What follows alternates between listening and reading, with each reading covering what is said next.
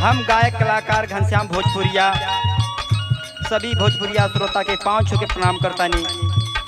हमकी आशा ना पूर्ण विश्वास बा आप लोग के ये गीत जरूर पसंद आई। एक गीत घनश्याम भोजपुरिया की देख रेख में जा रहा बा, जौने चैनल का नाम लालगंज एक्सप्रेस।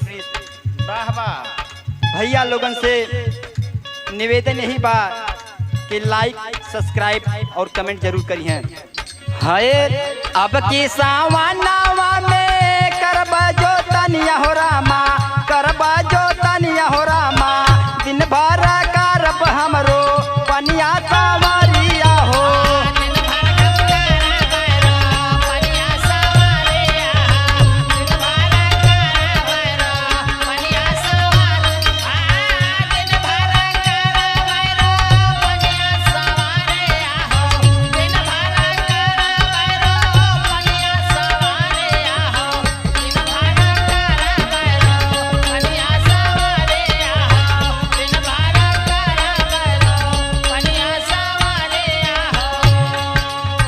रोपनी करा के हम कजरी गावली हो रामा, कजरी गावली हो रामा, राई राई जोड़े मोर का गनवा सवारिया हो।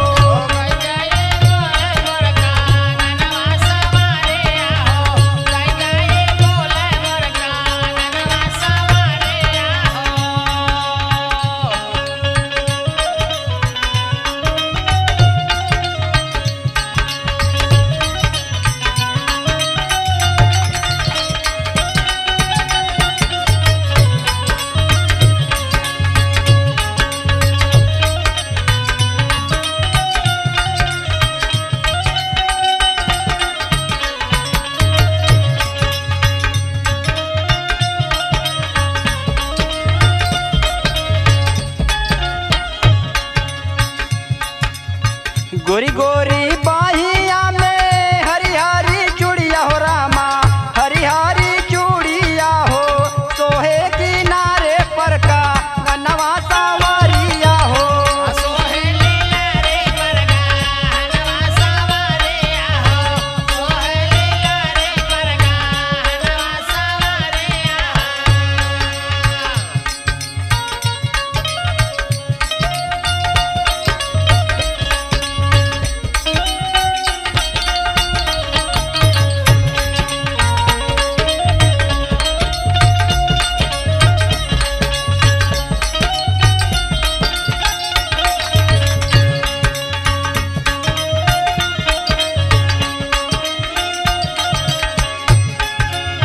कंगना पहिना हम अंगना में सुतली हो रामा, अंगना में सुतली हो रामा, देवरा निहारे मोर का लैया सवारिया हो।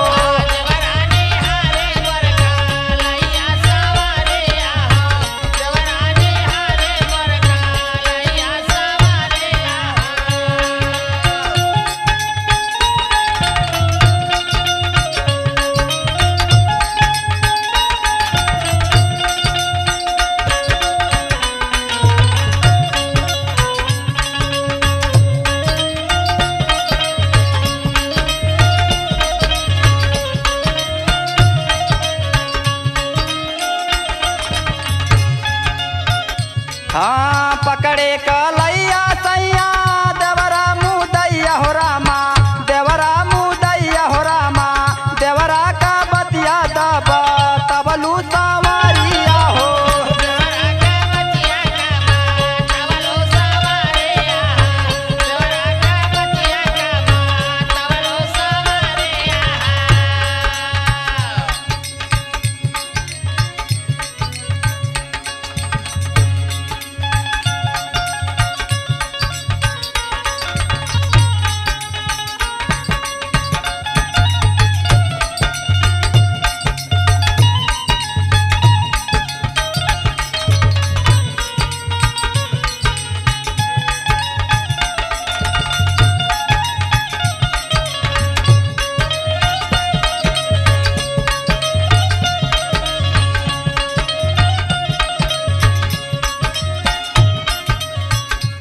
इनकर सहुरवा